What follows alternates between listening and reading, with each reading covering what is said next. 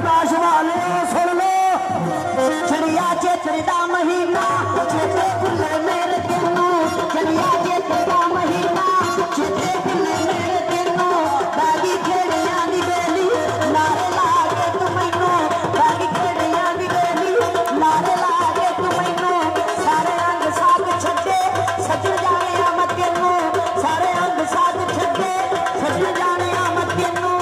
पीड़ा ए नरू डोगर सट वजदी है जिन्नू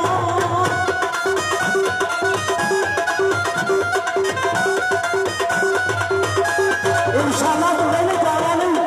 तो आज के बाद तो बेल सुनावांगे फिर जाना आज तो बाद